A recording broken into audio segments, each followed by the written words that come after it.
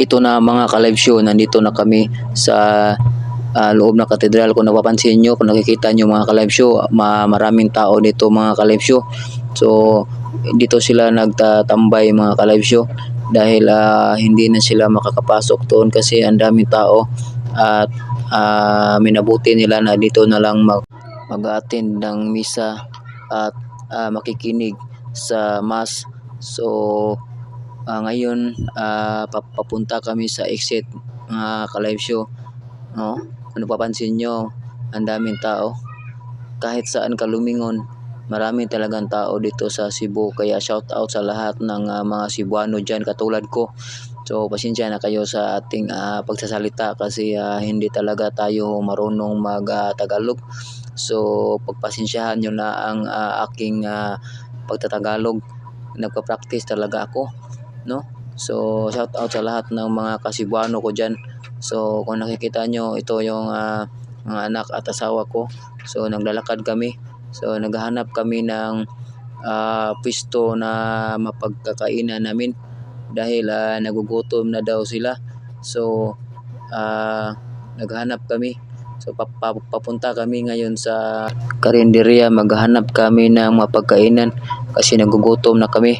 So marami talagang tao mga ka-live show kapag ganitong okasyon, no?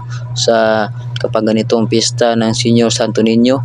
So ang dami talagang tao, no?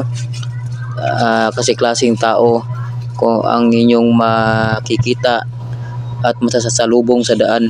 So ito na mga ka-live show, kumakanta sila ng Bato Balani sa gugma, no, ni Senior Santo Niño. At ito na nga, dito na kami sa harap ng Senior Santo Niño. So hindi kami makakapasok talaga kasi ang daming tao. So minabuti na lang namin na para ma-safety kami. So hindi kami maisatampid.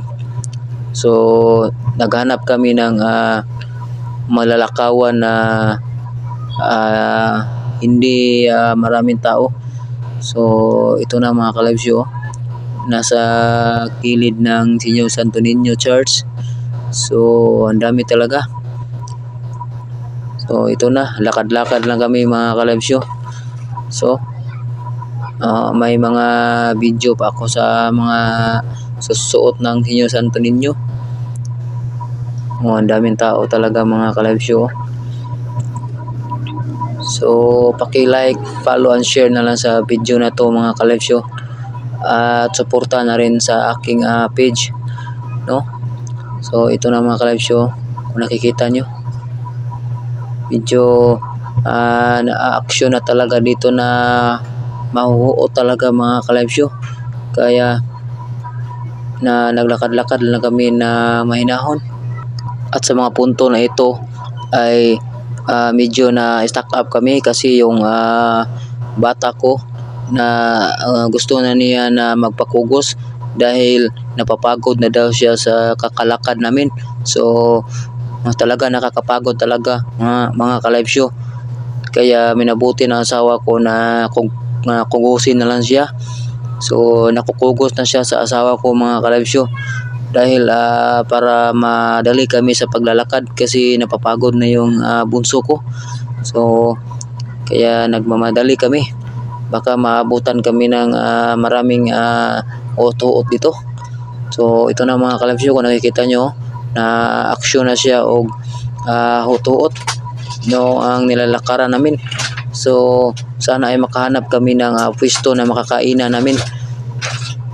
So dahil sa mga puntong ito, ang gutom na talaga mga ka-live show. Kaya nandito na kami. So shout out na pala sa lahat